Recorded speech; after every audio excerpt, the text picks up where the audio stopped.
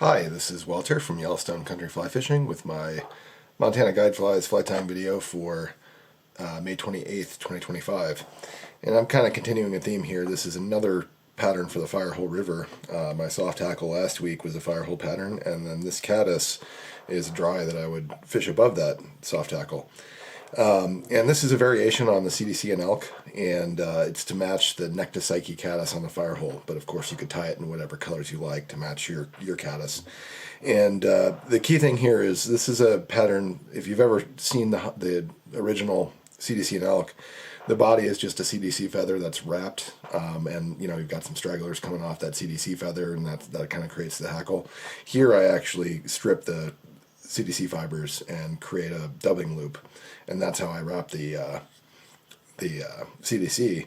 So it's basically an elk hair caddis with a CDC hackle rather than traditional hackle. And this is number one. You can use junkier CDC, just your kind of standard thick-stemmed CDC. And then number two, you've got an underbody here that you can kind of see here, and you'll see it when I tie it, obviously. That's got kind of a yellowish olive cream tone to it, and it's a custom dubbing blend.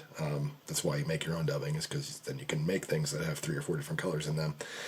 But this pattern, this caddis on the Firehole, it's a skitterer. They're flying constantly. They skate over the water. They're all over the place. And so having the CDC on here to have that constant fine motion sort of suggests that.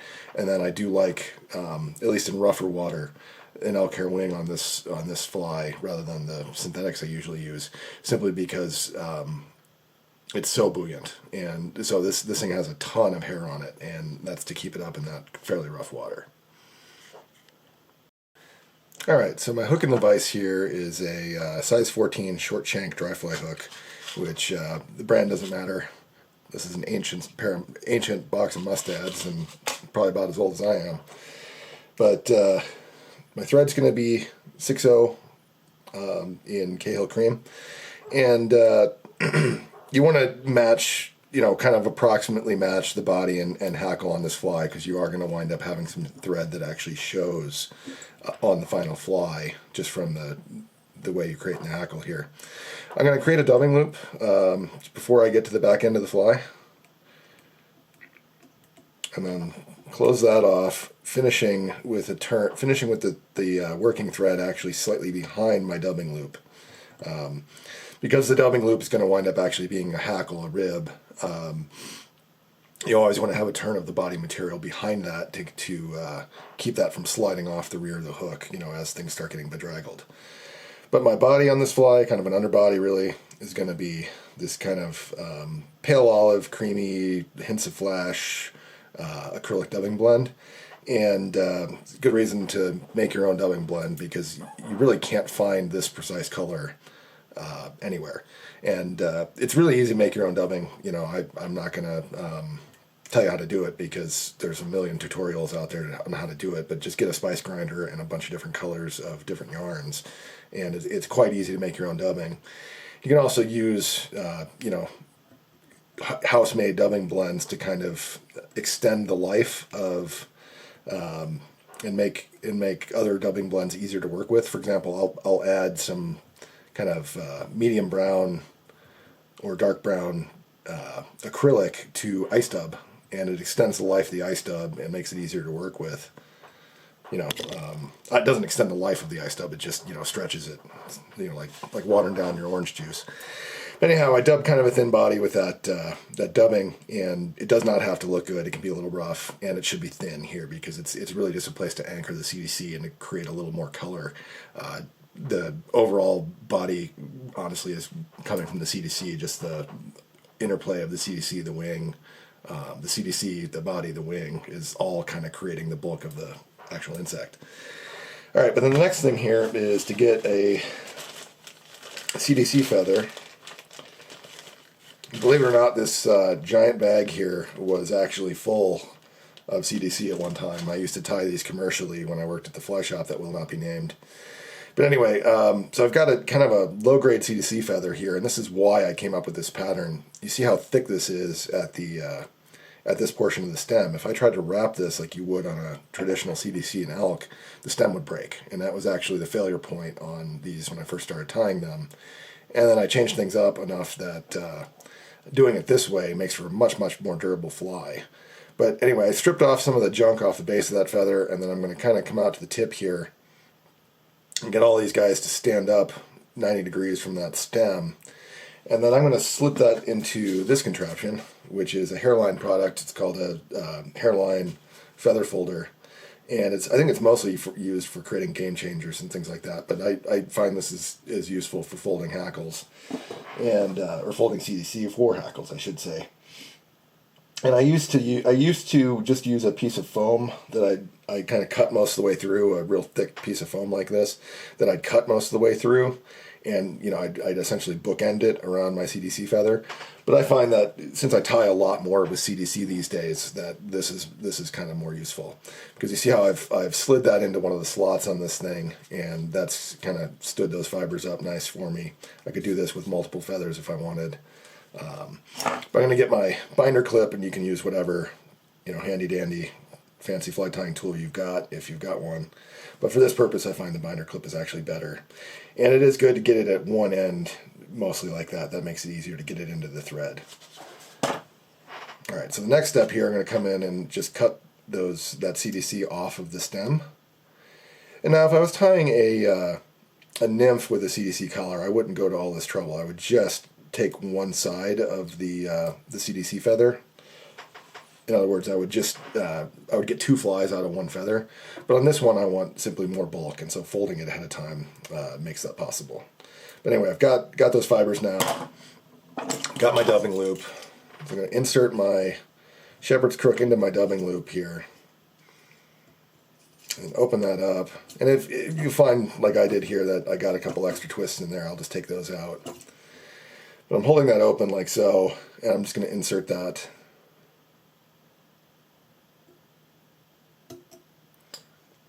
I did not do a very good job inserting that. Ideally, this would not be, in fact, I'm just going to do this. Ideally, in fact, I tied two of the sample flies, and I didn't do this on either of them. But you want just a little bit of CDC, just enough CDC on the one side there to keep it from falling out of the loop. I did not do a good job there. So I'm just going to trim that a little bit to get that a little bit more to the length I want. And I'm not going to trim otherwise on this fly. The the CDC is going to be kind of chaotic. So I'm going to grab that then, and make sure my loop twister is tight, and then I'm going to spin my loop twister while still holding onto my thread, and get a nice tight twist on that thread, and then I let it all go, and it'll spin up into a nice kind of bottle brush look like that. All right, then final step in creating the hackle here is just to wrap it. And I want a lot of turns. I'm going to use all of this on this fly. And so I'm making it an open spiral so you can see the underbody through that. But other than that, this is what's going to be like 10 turns or something of this. And I'm going to use all of that CDC on there to get a nice thick kind of fuzzy body on there. And this really the secret of this fly is how much that CDC is going to move, because the real bugs on this insect are extremely active, and if you don't have something that's going to move like that, it's not accurate. If you have a real nice slender cripple pattern, which I also use for this bug, what you're imitating is a spent insect. You're not imitating the emerging ones, which this does imitate the emerging and active ones. And I wrapped a little too far forward there, so I wrapped back a little bit, but you can see how that kind of creates a really bushy, and you see how much movement that has. Imagine that's water doing that. So that's gonna move a whole lot in the water and really imitate that fine motion of the real bugs. But the wing on this fly is going to be X Caddis hair, and this is either a bleached X Caddis hair, and what that probably means is that it's either early season cow elk or possibly yearling elk, something like that. But you want something that's got kind of a long gradual taper to it. A short feather or short hair, but with a fairly gradual taper, and hollow most of the way out. And I want a lot of that. I'm going to clip, you'll see how much I clip off here because I'll show you. This caddis in particular, because most of the flotation is coming from the wing and you do want to skitter it and move it and so on. You want a lot of hair. I mean, that's a lot of hair for a small caddis like this. But I'm going to get my my comb here and comb out the fluff and the short fibers.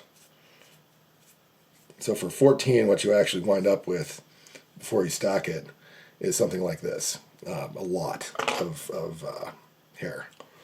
Because the CDC actually is not providing a whole lot of flotation on this fly. It's mostly for movement and kind of, I mean, it provides a little flotation, but it's mostly that fine motion actually. Most of the flotation is actually coming from the wing.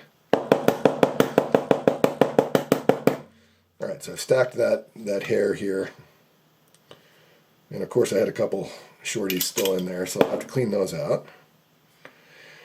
And if you've got, you can see that one hair there that's just obviously blunt tip. And I find when you roll your hair like that, eventually, you know, the bad guy will come to the edge like that and you can pull it right out. Sometimes when you do that, you wind up needing to restack. But that looks pretty good for me. I don't think I need to restack that. So I'm going to measure that against the hook shank here. And I want that to extend, you know, slightly past the hook bend. Fairly long wing on this one because that is, again, your flotation on this fly. And on this one I don't usually trim the butt ends first. You can if you like, but I'm going to make 2 turns here and then pull vertically to lock that in. I find with all the CDC and so on going on that on this one it's much easier to trim after the fact. But I don't let it go until I can come in and gather up all those hair fibers and kind of clear them out of the way here. And then I'll advance my thread. I'm going to kind of try to finger cuff that. In other words, pinch it from both sides. And I'll whip finish. And on this one I usually just do one 3-turn whip finish because I am going to apply super glue to lock in that wing, and that'll obviously lock in the thread too.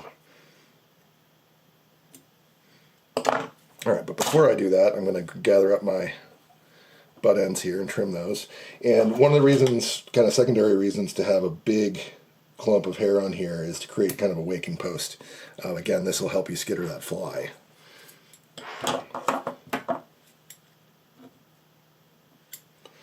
Alright, then final step, I'm going to invert. My super glue is getting a little gel-like here, but I'm going to kind of pull all that CDC out of the way and then apply my super glue pretty liberally. I'm actually, I mean, you hopefully saw how heavily I put that in there. But I'm going to grab, you know, a bodkin or something right now and clear that out because I put on enough of that it'll absolutely clog that eye if I don't clear it out right away.